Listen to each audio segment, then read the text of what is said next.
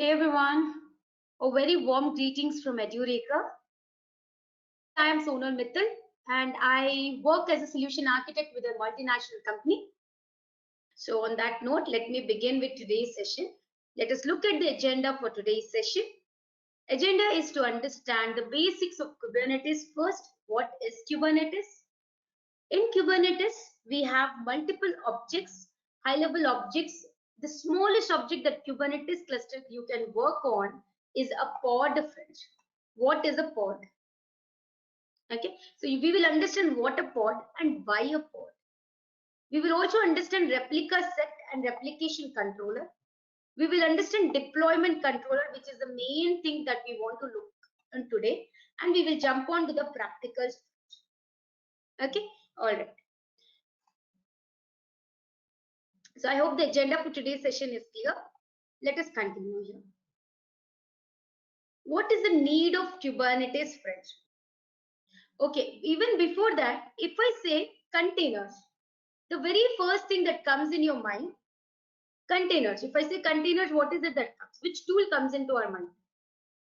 Right, Docker. Right, everyone will think Docker, Mesos, Kubernetes. Right, whenever we talk about containers, it's all about Docker, and Kubernetes, friends. Right? Okay. Friends, containers, tools like Docker, okay, they provide us containers, friends. Using these container tools, we can create containers, we can delete containers. Now, friends, whenever we talk about containers, the only thing or only tool that we all talk about is Docker.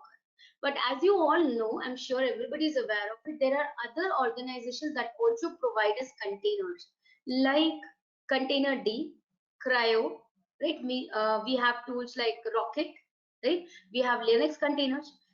In addition to Docker being one of the major leader in the market that provides us containers. Okay, so next friends, so these tools, all of these tools like Containerd, Cryo, I'm talking about Rocket, I'm talking about Linux, I'm talking about AWS provides containers, then we have Docker which provides containers, right? So these tools, they provide us containers, friends. How do we get containers? How do we get containers? If you see here, as you all were telling, containers are nothing but processes which are fast, reliable, efficient, lightweight. That's right, friends. Okay, but how do we get a container? How do we create a container? So any container tool you take, friends, the very first step is to create a file. We call it as a manifest file. In Docker, we call it as a Docker file. In this file, friends, we write simple instructions as to what we want in our container. As to what we want in our container. Let us say in my container, I want Ubuntu. We all know container is a process, right? Which when runs, provides you your application, right? Okay. It is a separate environment. It has its own network. It's a process. When it is running, it provides you your application. Now on my container, I need Ubuntu. I need Tomcat over it. Okay. And then I have also placed my application code. Okay. So these instructions I'm going to provide it in a file. Then we build these files. In some of the tools, we call it as a Docker file. In some of the tools, we call it as a manifest file. Okay. In Docker, we call it as a Docker file. We provide these instructions as to what we need in a container. Once a file is ready, a developer or a Docker administrator or the container tool administrator will create an image of it. Will create an image out of it. I hope you all agree with me. Right? An image will be created. Now, what is an image? Image is a static file. It's a set of binaries and libraries that are needed for your software to run. Where is my software? When will my software run? When I run this image, a container gets created. When we run the image, that's when the container gets created. Right? So we don't create a container. Basically, in organizations, friends, we create images. How do we create an image? With a Docker file. This is a three-step process. Any container tool you take it, everywhere you'll first create the file. Out of this file, you will build it into an image, and out of an image, a container will be created. That is why we always say build, ship, run. Build your file into an image, ship it to any location, any library, and run it. Okay, ship it to any environment, your QA environment, your prod environment, pre-prod environment, and then run it to create a container. As you run the image, a container, that is your application, will be available for you to access. Right? Okay. So friends, tools like Docker, being the master leader, market leader, tools like Cryo, Containerd will provide us these images and containers. They provide us mechanisms to write the Docker file, build them into images. And when we run these images, they provide us platforms to run the images to create containers. That is the task of container tools, friends. Shall we call them as container runtime interfaces? In market, we have multiple container runtime interfaces, Docker being the leader in that. These container runtime interfaces provide processes or containers that are isolated, that have their own environment, that are faster. Why are they faster?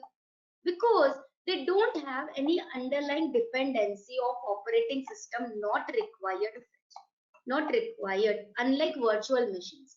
They are reliable because they can be created very easily and fast. Efficient because resources are allocated to them on runtime. Lightweight, of course, no underlying dependencies. All the required libraries are present in the image. Build them into containers. Scalable, that means if you have to create a virtual machine, okay, on let's say you have a 50 GB physical machine on one particular machine, is on that you will install VMware. You will partition that machine into 5 virtual machines because your application needs at least 10 GB for it to run. Right? You cannot scale further. Right? The amount of resources that are available on your physical machine, only those many virtual machines you can create. Agree? But that's not the case with containers. You can easily scale up those containers to hundreds of containers, friends, because the resources are allocated to the container on runtime, runtime. Okay, okay. So that's about an introduction to containers, friends. I hope you have understood. Let us move on. Now, friends, these tools that I just spoke about, these tools like Docker, they provide us they provide us images. They provide us a mechanism to create images, and you can also run this image to create single container, one container at a time, or multiple container, different images, but one at a time. But consider this scenario, friends. I will tell you one scenario. Here it is a problems, right? Let us also take a diagram here for better understanding. Consider this scenario, friends. You have Docker. You're using Docker as a tool to create containers. Awesome. You created one container, let us say a Tomcat container, or let's say my application. You have your application, my app, version 1, which you have deployed as a container. This is one container which is already running in your environment. Now, as per the configuration of this container that you have set, the CPU and memory that you have set for this container, it can manage only 200 user requests. 200 user requests it can manage at a time.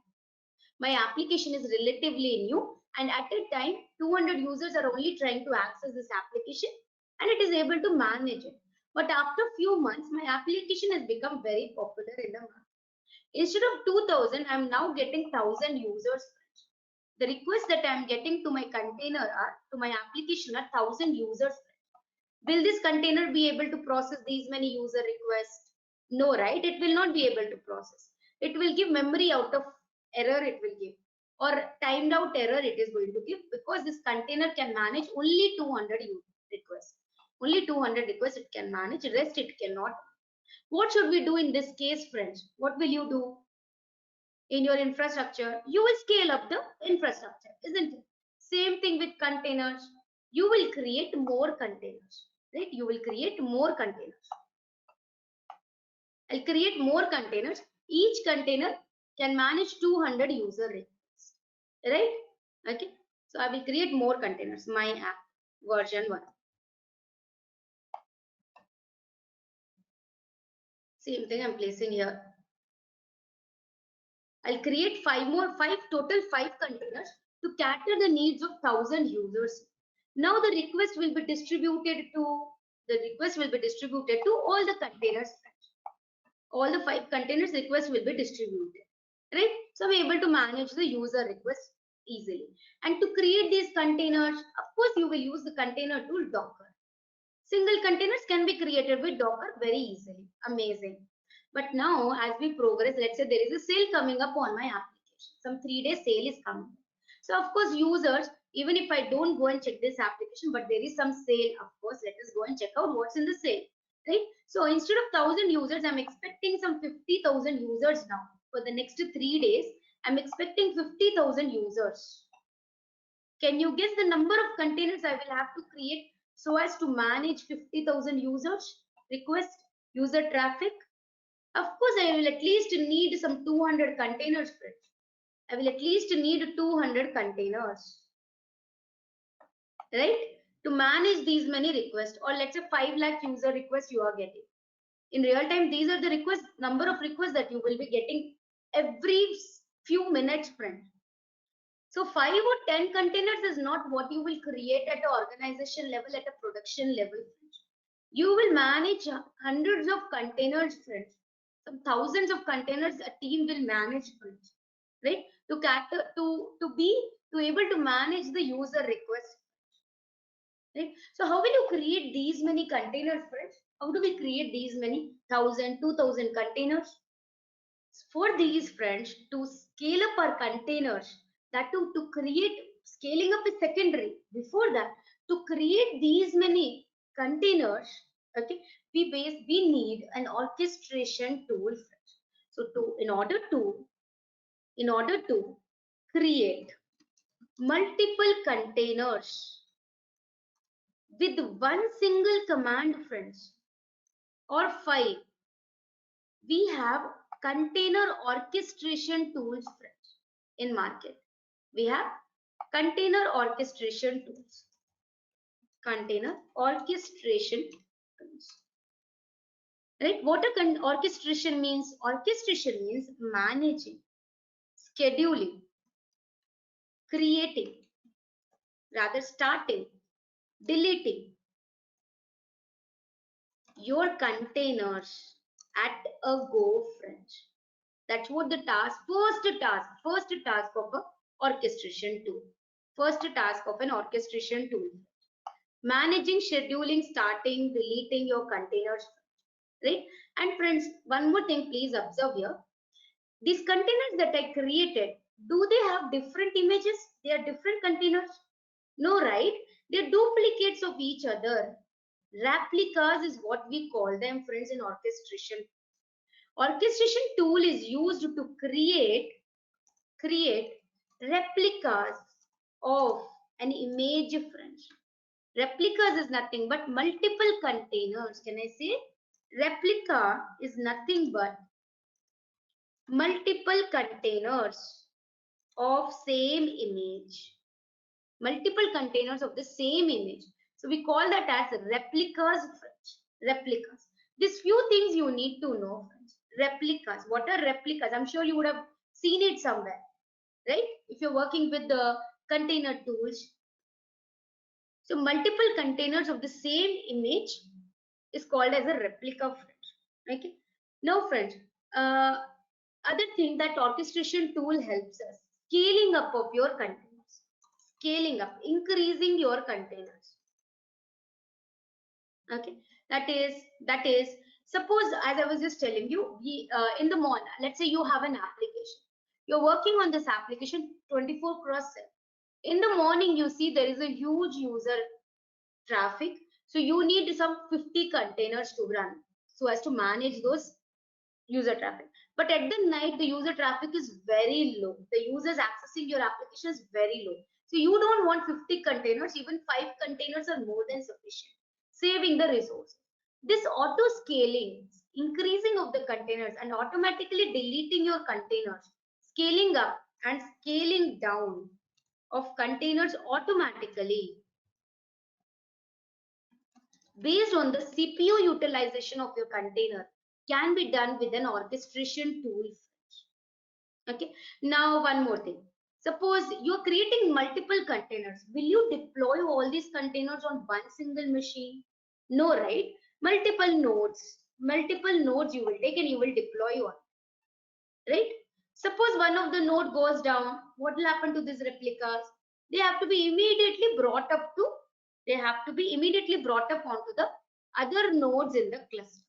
So in orchestration, we basically create a cluster also. We create a cluster that is set of nodes. Okay, node. So in orchestration, we work with master and slave set. A master is a machine that will decide what task to be given to the slaves of French. Slaves is where your replicas will be running, friends. Your containers will be running. Suppose one of the replica gets deleted. One of the container gets deleted, friends, because of less resources. Container is deleted. Immediately, the task of the orchestration tool is to bring it up on other server, another node. If the node itself goes away, it is down due to some, it crashed or some of the process is not working, operating system is not working, or due to some reason, the node itself is not working. Immediately, orchestration tool will bring up its replica, one replica, over the other to maintain the high availability of the containers. This is one of the important features of orchestration tools. Friends, Docker single container tools cannot provide these features. These features are provided by the orchestration tools, friends. Okay. Now, if you want to deploy, you have deployed a version 1 of your application. You have deployed a version 1 of your application. Okay. You want to now update, a new feature has come, 2-3 features have come, and a new source code is available. Your Docker admin gives you a new image and asks you to deploy that image into the production servers, and users should not face any downtime. Users should not face any downtime. How can we do that? Friends, orchestration tools will do it for you. They will update the image of the replicas that are already running in the production server without user facing any downtime. Without users facing any downtime. Okay? By using the rolling update strategy, using orchestration tools. Right? So we shall discuss all of this in Kubernetes also. So this was an introduction to what a container orchestration tool can do. See, tools, using Docker as a tool, you cannot scale them. Okay, containers can be created, isolated containers can be created, but scaling them up, not possible. That will be done. See here, containers cannot communicate with each other. Containers had to be deployed appropriately. Containers have to be managed carefully. Auto scaling was not possible just with the container tool. Traffic distribution is a challenge when you have single containers. Right? How will the traffic go to which container should the traffic go? Multiple containers you have created, but challenge, right? Which container should we send the user request? That same thing has been resolved with the help of orchestration tools, friends, which I just explained. And one of the most important or popular orchestration tool is Kubernetes. Kubernetes. Please see here. Kubernetes is a open source container management tool, friends. It manages your containers. It starts your container, deletes your containers, schedules your containers to different nodes, friends. Basically manages your containers, which automates container deployment, scaling, descaling, and load balancing, friends. Okay, as I just explained all these terms here. That is load balancing, distributing the replicas to multiple nodes that are part of your environment or your cluster is what we say. What is a cluster? Cluster is nothing but set of servers, set of nodes, right, in which the deployment should happen. In Kubernetes, we call these nodes as minions, friends. A set of minions on which you have your container tool installed, right, forms a Kubernetes cluster. Forms a Kubernetes cluster. So not only the Kubernetes is not only the orchestration tool, friends. We have other orchestration tool, that is Docker Swarm. Docker Swarm is also another orchestration tool. Now, what is the difference between Docker Swarm and Kubernetes? Then we will talk about it in a minute. Now, please understand. Let's learn more about Kubernetes. Now, I was also telling about Docker. Friends, Docker also gives us an orchestration tool. Docker Swarm. Okay, it gives us also an orchestration tool, which is Docker Swarm, which comes with Docker itself. When you install Docker on your server, okay, on the host machine, same machine, there will be Swarm mode will be there, but by default it is inactive. If you want Docker to work as an orchestration tool in the Swarm mode, you have to activate it. You have to initialize the Docker. It also performs the same orchestration activities like Kubernetes. Kubernetes is another tool, okay, which also performs the orchestration activities. Both are orchestration tools. What is the difference? One major difference: Docker Swarm will orchestrate only Docker containers. Only Docker containers. Kubernetes, on the other hand, is advantageous, friends, because it can orchestrate any type of containers. Any type of container. Right? It can orchestrate Docker containers, it can orchestrate Cryo containers, it can orchestrate container D, any container runtime interface you take, Kubernetes can orchestrate the containers. That is the major difference between Swarm and Kubernetes. Both of them provides the same features, that is load balancing. Both of them provides the same features, load balancing, rolling update, scaling, and high availability. Every orchestration tool you take, friends, they will provide you all these 4 features. But Docker Swarm will work only with Docker containers. It can only manage, orchestrate only Docker containers. Kubernetes can manage any type of containers. Now, friends, what is the difference between Docker Swarm and Kubernetes?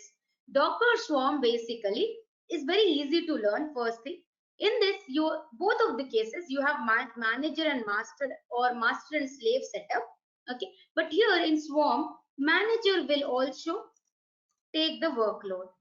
So why are we talking about workload? That is distribution of the replicas, distribution of the containers.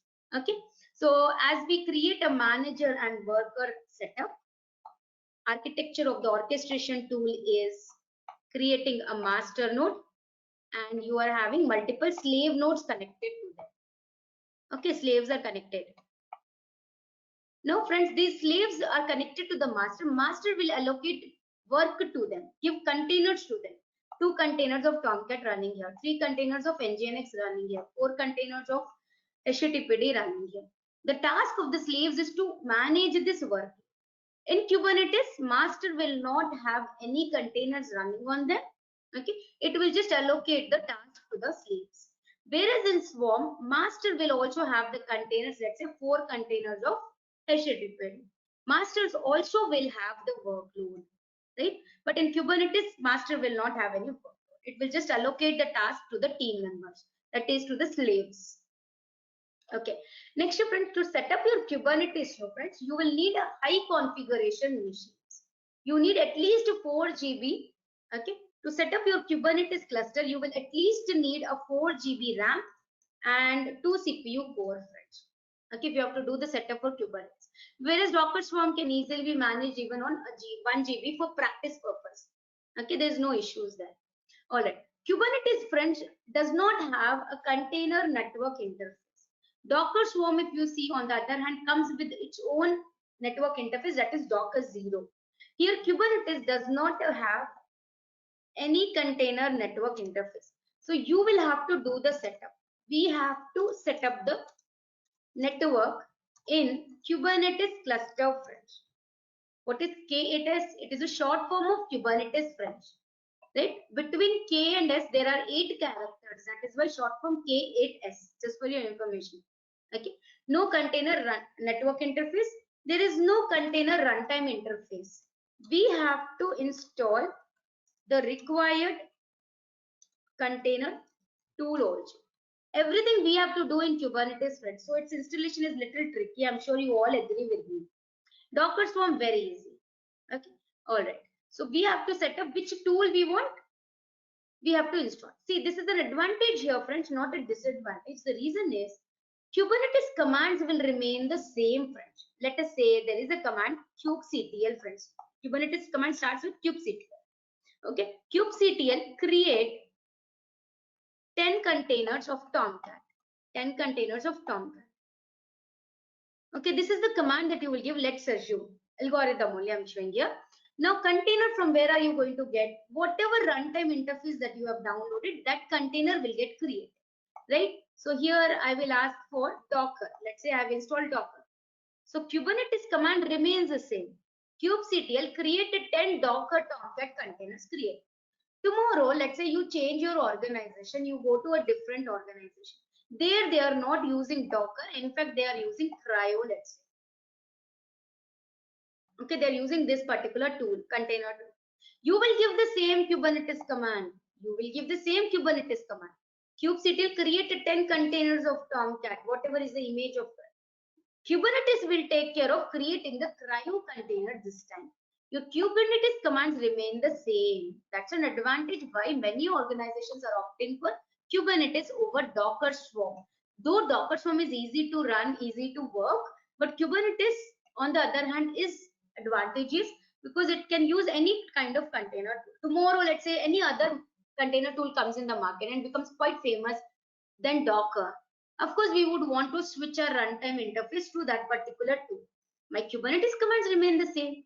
Kubernetes can orchestrate even the new container tool also. Okay, friends. So these were some of the advantages of Kubernetes.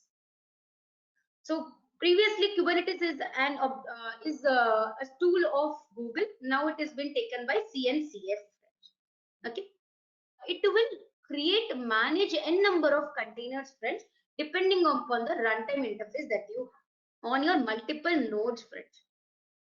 So here are the features which I already explained you. Okay, self-healing, if in case it breaks, it joins back. Horizontal scaling, right? It can automatically scale up, scale down the containers. You can maintain encrypted data, secrets, config management can easily be done in Kubernetes. Batch execution can be done in Kubernetes. You can roll out your deployments using rolling update strategy and roll it back. Storage volumes, persistent volumes is used in Kubernetes and bin pack. Next, what is an architecture of Kubernetes, friends? Kubernetes architecture, friends. Let's understand Kubernetes architecture first. For that, I will make use of this diagram here. So let us go to Kubernetes website itself. Okay, 1 minute.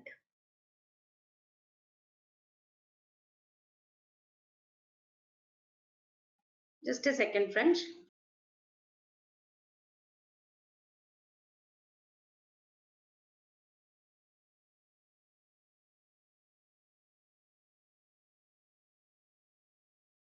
Here, let's go. Yeah, so here you have the architecture of Kubernetes. I'll come to the features, friends. I'll come to the features in a minute. Okay. Let us open this. Understand the architecture. Everything will fall in place, friends. Okay. So let's understand what is Kubernetes cluster. Kubernetes cluster, first of all, friends, is nothing but a set of nodes and a mask in which you have one master machine and you have multiple slave machines connected to it. In a Kubernetes cluster, friends, you will always have one main master machine, okay, to which other slaves are connected. Now, on the master machine, friends, you will have 4 components, friends, important components. API server, this is the first component. Scheduler is the second component. Controller manager is the third component. etcd is the fourth component. Fifth one is cloud controller manager, which is optional, friends. It is used when you are trying to access the Kubernetes cluster through a cloud provider. Like if you know AWS, Google Cloud Platform, they also provide Kubernetes, okay, as a cloud as a service like GKE, AKS, EKS, right? So that is when cloud controller manager will come into picture. It's optional, okay? It's not mandatory. Now, friends, as a user, you will send a request to API server. API server will take the request sent by the user, and on all nodes you have you will have something called as a agent process called as kubelet. As the API server gets a request, let's say to create 2 Tomcat containers, that is, you are an admin and you have sent this request to Kubernetes master machine. Create 2 Tomcat containers. You will not mention where you want to create those containers, let us say. So you have scheduler on the master machine that actually watches the API. It tells API, hey, you got a request, right? Create it on node 1. Create it on node 1. So it is a task of the scheduler to decide where the request should run. On node 1, it will decide. Okay, done. That is scheduler. As a user, you will always talk to API server. Once scheduler decides where the replicas have to be created or containers have to be created, API will send a request to that kubelet. Kubelet will understand, okay, I have to create containers. API server will send a request to kubelet to create 2 Tomcat replicas. Okay, kubelet will take help of the container tool Docker in our case and pull that image and create the replicas on it. Send a response back to the API server. After that, the third module that we have, component that we have, is controller manager. Controller manager is responsible to make sure that these 2 replicas are maintained on the node. High availability of the replicas on the node. Controller manager will take, at any given point of time, 2 replicas have to be maintained. Then etcd, what is etcd? It's a key value store, friends, on the master machine. It maintains the complete information about your cluster. How many nodes do you have? How many replicas are running? How many applications have to be deployed? Everything will be there on etcd, friends. Okay. Now, the Kubernetes proxy here is responsible to distribute the traffic based on the network rules across the nodes, friends. Okay, kubeproxy will be used. So this is the architecture of Kubernetes, friends. If you understand this, working with Kubernetes is very easy. Okay. Now, let me directly jump on to the practical, friends. So you have understood the architecture of Kubernetes. So here, friends, I have started 2 machines, 2 Ubuntu machines, friends. Okay. 2 Ubuntu machines I have started. On these machines, if you see, I've already created a Kubernetes cluster. Okay, in this cluster, I will execute the commands using kubectl. That is a process that basically, that's a client process that sends your request to the APIs. Kubectl get nodes means it will get the number of nodes that are part of your cluster, Kubernetes cluster. I have 2 nodes, friends, kube master, kube slave. Okay, one is the master machine where I'm executing the orchestration activities. Another one is the slave, friends. Nothing is there on this slave. Only Docker is available. Okay. Now, friends, first thing, how do you create a pod? How do you create a container? In Kubernetes, we create a container. Okay, container C1, let's say, of NJNX type. This image you are going to get it from Docker. This is Docker image. But friends, in Kubernetes, we have another layer over your container, and it is called as a pod, friends. Pod is a layer of abstraction over your container.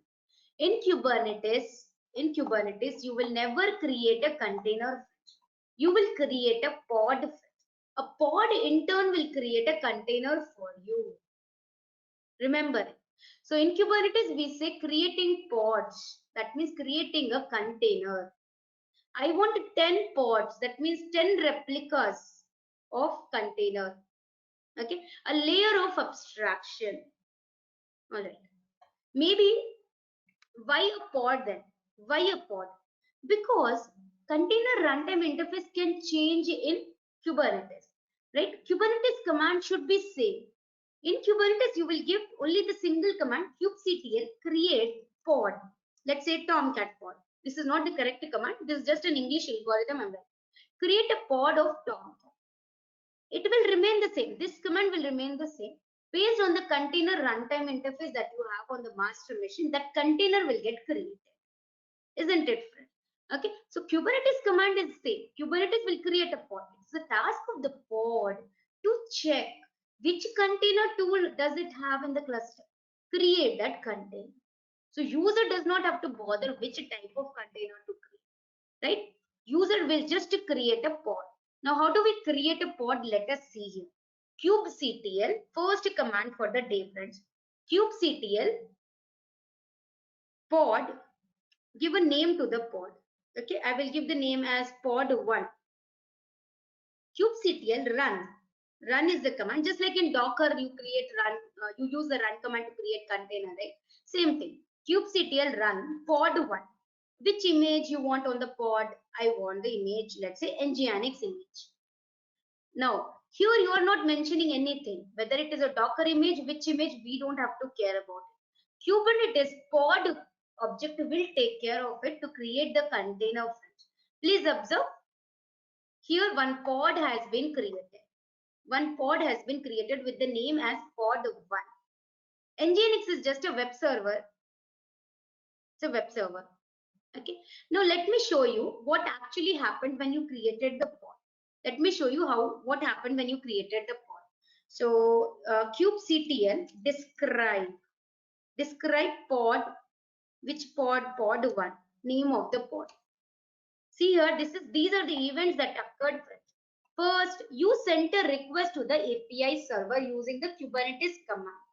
Which process took care of it? Scheduler, here scheduler decided where should the pod run on the slave, decided the slave. Then kubelet process on the slave pulled the image, took help of Docker to pull the image, successfully pulled the image, created the container in pod1, started the container in the pod1. Which container? You want to see those details? Let us see that also inside the pod. Same describe command only. I will give less. See here, pod1 got created here on the node slave because scheduler decided it to be on the slave. Right now it just got created. Okay, it is in the running status. Pod1 container name, image Nginx, image ID. No port mapping done so far. Okay, got it? All right. So this is how you create a pod. Now you know how to create single pod in Kubernetes. If you want to create 10, 20 pods, and that too you want to create for your application, you want to deploy your application. For that, we have another object in Kubernetes called as deployment fridge. Let me talk about it. kubectl explain deployment. So friends, if you want to learn what a pod is, what deployment is, what replicas are, replica set is, just use this explain command of Kubernetes. Hey Kubernetes, explain me what is pod, what is the deployment. Please see here. Okay, deployment enables you to update your pods and replicas. It allows you to create pods and multiple replicas of the pod, friends, basically. Okay, deployment. And in order to create a deployment, you have to give 4 information, friends. That is code library that is needed in Kubernetes to create the deploy API version. What kind of object are you creating? Name of the deployment and the specifications. That is, in your deployment, which image do you want to create a container of? How many containers do you want to create? Should the containers be created at the same time? Should the containers be created one after the other? What is the utilization of those? The limitations, resource limitations of those containers. We will define under specifications section. You must be thinking, where should we give all these details, Sona? Deployment, okay, we are talking about deploying an image, okay, on multiple containers in the cluster. But how do I provide these details? Metadata details, specification details, where do we provide? Friends, in Kubernetes, we write something called as manifest file or object definition files. We write it in YAML format. Okay, Kubernetes object definition files, friends, they are written in YAML. Let me show you one such file. Vim deployment.yaml. Okay, I'll write down one. It consists of 4 sections, friends. Any YAML file. Even to create a pod, you will have to write a YAML file. Okay, so the first thing is API version you will do. That is, in programming language, we have packages, right? To work with existing methods, we pull the package. We import the packages. Similarly, in Kubernetes also, you have to import a code library for the object that you are creating. We are creating a deployment object. So here API version is apps/v1. Okay, apps is a code library that will help Kubernetes to create an object of kind deployment. Deployment consists of following things, friends, if you are confused. Okay, that I directly jumped from pod to deployment. Not to worry. Pod is what? One single container. In a pod, you will have one container only. If you want to create multiple pods, friends, multiple pods of the same image, C1, C1, C1. Okay, you and also friends, you want to manage these replicas. They are called as replicas. I hope you remember it. Multiple containers of the same image, replicas. You will create a deployment, friends, deployment. And another advantage of deployment, it's also called as replica set. Creating multiple replicas of a container is called as a replica set object, friends. Replica set. Deployment is just like replica set. The only difference is you can also update an image, update the image version. Right? You can deploy new images with the help of deployment object. Okay, that's the advantage of creating a Kubernetes object called deployment. Please observe deployment. Kind of object that I'm creating is deploy. After this, you will give metadata. Metadata. In metadata, you will give the name of your deployment. I will say my deployment. I'll give my nginx. I'll do an nginx image deployment. Okay, I'll give my nginx. Now after this, you will give specification section. Specification as in pods to be created. Which pods have to be created? Using which image the pods have to be created? Which application do you want to deploy? Which applications do you want to deploy is the question. So you will provide a template here. You will provide a template over here under the spec section. First, you will tell Kubernetes, hey Kubernetes, I need 3 replicas or 10 replicas. So replicas is what you will give me. Replicas, I'll say 3 replicas I want to create. Kubernetes will ask, replicas of what? Replicas of what? So here you give the template that, hey Kubernetes, create pods, friends. Template, you give the pod template. Metadata, again, metadata of details about the pods. That is, what will be the name of your pod? Name of your pod. So I will say my pod. Okay. And after this label, we will also give a tag to the pod. Okay. Label. Labels. Here you will give the labels as type is equal to web server. That means all the pods, we are going to create 3 pods. All the 3 pods are going to have a label called as web server. Right now, just assume that label is nothing but a common tag to all the pods created as part of this deployment. For example, you all are students of my webinar. For all of you, the common tag is Sonal Mittal being the instructor for this webinar. Similarly, as part of this deployment, 3 pods will get created. The tag is web server. Okay. Next, after this, under labels, at the metadata level, you will provide specifications of the container. Right inside the pod, what is there? Another specification, that is container. Containers. Which containers do you want to create? I want to create an image. I want to create one container with an image called as nginx. And this time I will take the version as 1.7.9. This is the version, specific version of image that I am choosing. Okay. For this deployment, 3 pods should be created. In the pods, there should be a container with the image nginx 1.7.9. And name of my container is going to be C1, friends. Okay, anything you can get. Okay, friends. Make sure specification is at the same level of metadata. Name of the pod, labels.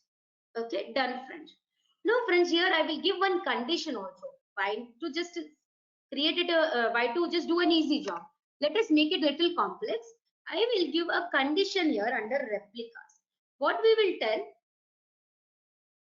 to Kubernetes, hey Kubernetes, do a search in the cluster. Do a search in the cluster. If in your cluster right now you have any pods, yes, there is a pod. One pod is available right now. On that pod, if the label is web server, is the label as web server? No, right? My pod does not have any label. If there is a pod in your cluster with the label as same as web server, consider it part of my replica. Consider it as part of my replica. So already there is a pod with web server, let's say. So number of replicas to be created 3. Already 1 is there in the cluster. So with this deployment, I have to create just 2 more replicas. I just have to create 2 more replicas because one pod is already available. One replica is already available with the same label. So I'm adding a condition here. Selector. In selector, you will give a condition here, match labels. That is, match the label. Which label? Type. I have given a label, right? Label for the pod. Type is the label. Web server.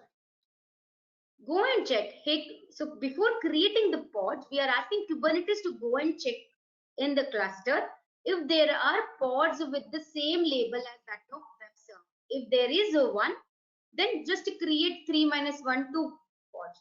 If there are no pods, with the same tag not available, with the same label, it's not available, then here is the template. Create the pods, 3 pods you create this time. Just a condition, just if condition. If there are pods with the label type is equal to web server, select them and rest you create. Okay, all right. You can read about it. Selectors and labels. Now this is my deployment here done, friends. What does this deployment do? It's a high-level object, friends, in Kubernetes. As you will see, when I will execute this deployment file now, friends, deployment.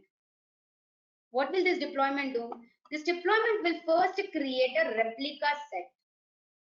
Replica set is an object in Kubernetes. That is number of multiple replicas it will create. That is 3 will be the 3. Replica set will maintain 3 replicas. In addition to this, it will create pods. 3 pods. 3 pods will get created of the same image. Of this image, 3 pods will be created. So deployment is a high-level object which in turn creates 2 other objects in Kubernetes. Replica set and pod. So let me execute this and I'll also show you a shortcut for it. Okay. Now how do you create this? How do you create this deployment? You will use a command kubectl create -f deployment.yml. Okay, take that. Deployment has been created. Now observe the objects which got created. kubectl get all. So from where are we getting this all the details? From the etcd database that we have on the Kubernetes. See here, 3 new pods got created. Containers are being created. Okay, and 1 deployment got created. 1 replica set also got created. If you want to create multiple replicas of an image, you will use replica set. Pod is what your container will be there. Deployment is same as replica set, just created containers. So what is the advantage of using deployment?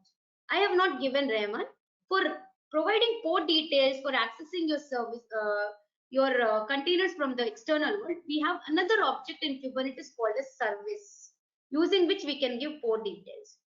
Okay, all right. Let me just rerun this command to see if the containers are up and running. Pods are up and running. See, all the 3 pods are up and running. Now, friends, let me do a rolling update. Basically, deployment is for what? You have deployed a version of an image. So, kubectl describe deployment.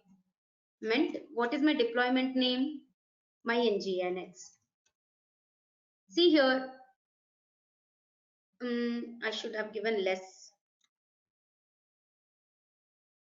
So if you see here, this is the image which got updated. This is the image which got updated, right?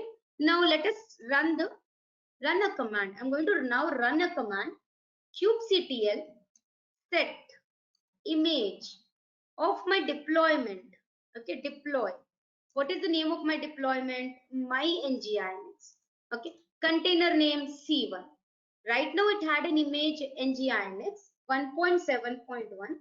I want to update it to nginx 1.9.1.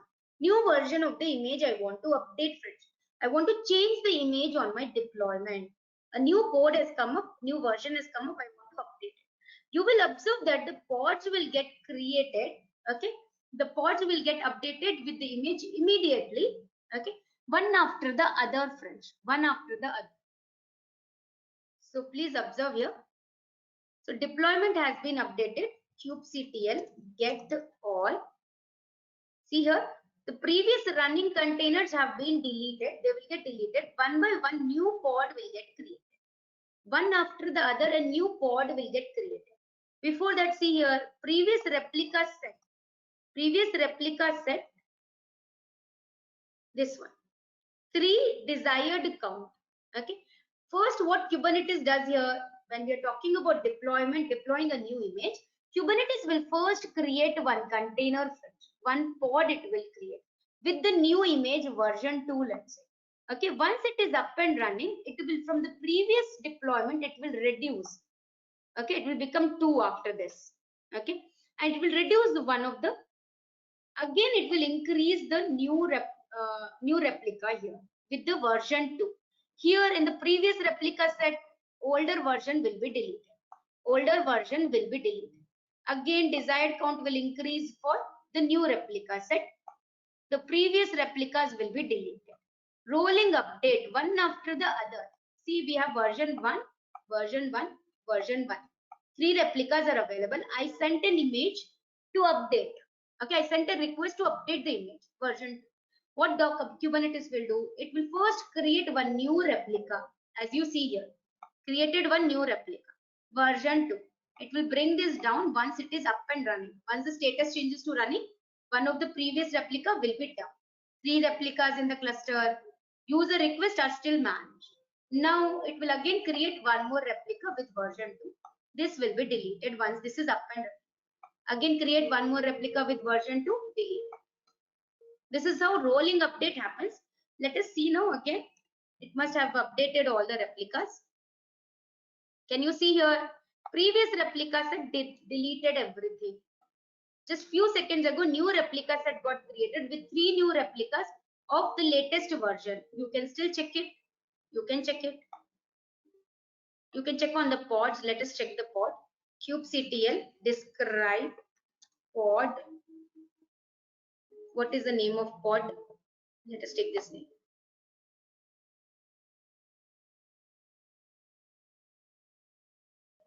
See here, version has been changed. Image version has changed. This is deployment friend. Kubernetes deployment object friend. You can also execute the log. You can check the log of your containers, okay, on Kubernetes friends. If a pod is evicted from a node, all the corresponding containers are also evicted, right, along with their logs. Okay, thank you so much, friends. Bye-bye, everyone.